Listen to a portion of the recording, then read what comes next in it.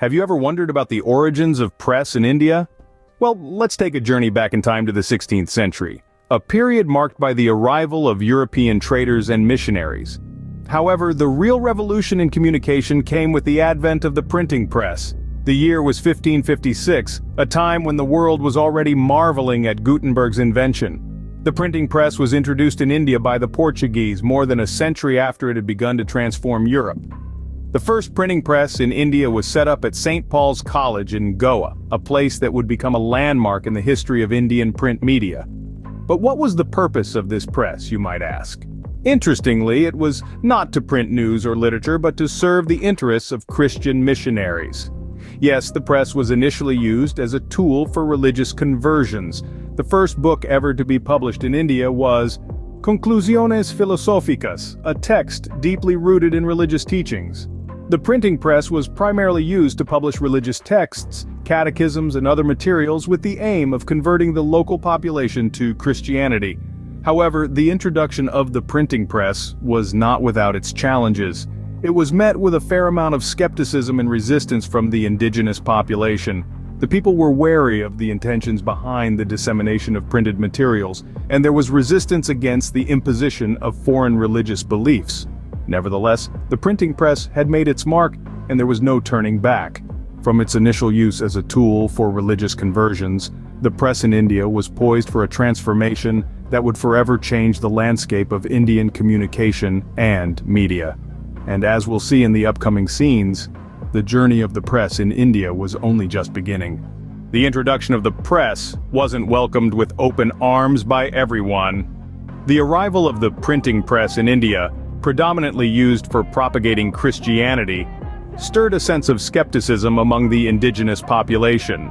The locals began questioning the intentions behind the dissemination of printed materials. There was a palpable resistance against what was perceived as an imposition of foreign religious beliefs. This skepticism was not unfounded, as the press was initially introduced primarily to serve the interests of Christian missionaries. The local population, deeply rooted in their indigenous religious and cultural beliefs, found it hard to accept the new wave of religious discourse that the press brought with it. However, the narrative of the press in India took a significant turn with the arrival of the British East India Company in the 17th century. The British, unlike their Portuguese predecessors, saw the potential of the press beyond religious propagation. They recognized it as a powerful tool for disseminating information and exerting control over the Indian population. The British East India Company, therefore, played a pivotal role in the development of the press in India. They used it as an instrument to consolidate their power, maintain control over the Indian population, and further their economic and political interests. The press under the British evolved from a tool of religious propagation to one of political control and influence.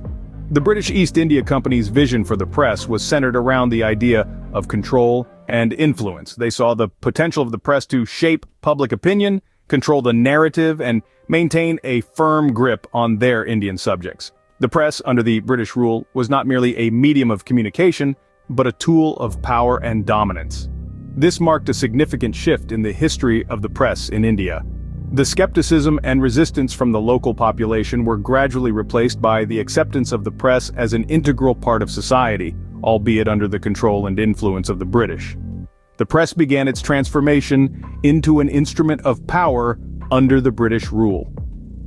The skepticism and resistance of the early years were replaced by a growing acceptance and recognition of the potential of the press, albeit under the firm control and influence of the British. The dawn of the 18th century saw the birth of newspapers in India. However, it wasn't a smooth sailing journey. The first attempt to establish a newspaper in the subcontinent was made by a man named William Bolts, a former employee of the British East India Company in 1776. Disgruntled by the company's refusal to allow him to trade privately, Bolts saw the press as a means to air his grievances. But the East India Company was quick to perceive this as a threat to their control, and Bolts's endeavor was promptly thwarted, leading to his expulsion back to England. A dozen years passed before the next significant step in the evolution of Indian newspapers. Enter James Augustus Hickey, an eccentric Irishman with a knack for stirring the pot. In 1780, Hickey established the Bengal Gazette, or as it was also known, the Calcutta General Advertiser. With a flair for sensational stories and a fearless approach to criticism, Hickey's Gazette quickly became a platform for political and commercial discourse, attracting a wide readership. However, this newfound voice of the people did not sit well with the British authorities. The Bengal Gazette frequently found itself at loggerheads with the East India Company. Hickey was unafraid of using his newspaper as a weapon against corruption, often publishing scandalous stories about the company's officials. His audacity, while celebrated by the public, led to numerous legal battles, his imprisonment, and ultimately, the closure of the Bengal Gazette. Despite its untimely end, the legacy of the Bengal Gazette was profound. It had not only introduced the concept of newspapers to India, but it had also demonstrated the power of the press as a tool for social and political change. Through its pages, a new era of public discourse was ushered in, setting the stage for the newspapers we know today. Bengal Gazette marked the beginning of newspapers in India. The success of the Bengal Gazette sparked the launch of competing newspapers and printing presses.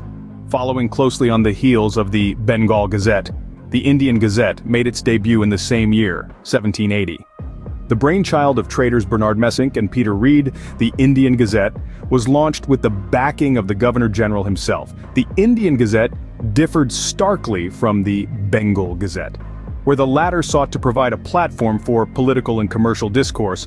Often critical of the East India Company, the Indian Gazette served as a mouthpiece for the very same entity. It was a tool in the hands of the colonial masters, countering the criticisms raised by the Bengal Gazette and promoting official narratives. 2 decades later, in 1800, the landscape of Indian print media witnessed another significant milestone. The Serampore Mission Press was established by British missionaries William Carey, Joshua Marshman, and William Ward in Serampore, Bengal. This was not just another printing press, it was a revolution in the world of print media in India. The Serampore Mission Press was not solely focused on religious texts, unlike the early printing presses set up by missionaries. It made significant strides in the cultural sphere as well, translating numerous Indian texts into English and other European languages. This move not only opened the doors of Indian literature and philosophy to the Western world, but also fostered a sense of pride among Indians in their rich cultural heritage. The establishment of the Indian Gazette and the Serampore Mission Press profoundly impacted the socio-political landscape of India. These ventures marked the shift of the press from being merely an instrument of religious propagation or a mouthpiece of the colonizers to a vehicle of cultural exchange and political discourse. The press started playing a crucial role in the socio-political landscape of India. It was no longer just a tool in the hands of the powerful. It had begun to shape the very fabric of society, influencing opinions and sparking debates. The press had arrived in India, and it was here to stay. The colonial authorities soon realized the power of the press and started exercising control. It's crucial to understand that the press was not just a medium of information, but a potent tool of influence. The British colonizers, recognizing this power, sought to control the narrative and maintain their dominance. Under British rule, the press in India became a battleground of control and resistance. The British authorities implemented stringent regulations monitoring content and imposing censorship. They exercised a firm grip over what was published, ensuring that the narrative served their interests. The first significant act of censorship came with the Censorship of Press Act in 1799, under the Governor-Generalship of Lord Wellesley. This act required all newspapers to obtain a license from the government before publication. It also granted the government the authority to stop the publication and circulation of any content deemed seditious or harmful to British interests. This control over the press was further tightened with the Gagging Act in 1857, following the First War of Indian Independence. The act gave the government sweeping powers to clamp down on the freedom of the press. It allowed the British authorities to confiscate printing presses and impose penalties on the publication of seditious content. The impact of colonial control on the freedom of the press was profound. It stifled dissent, curtailed freedom of speech, and created an environment of fear and self-censorship. However, it also sparked resistance, inspiring a new wave of nationalist newspapers and publications that sought to challenge British authority and advocate for Indian independence.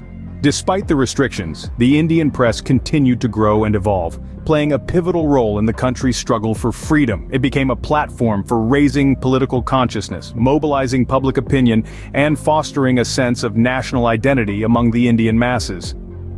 The colonial control marked a significant period in the history of press in India. It was a time of repression and control, but also resilience and resistance. It laid the groundwork for the vibrant, diverse, and fiercely independent press that India is known for today.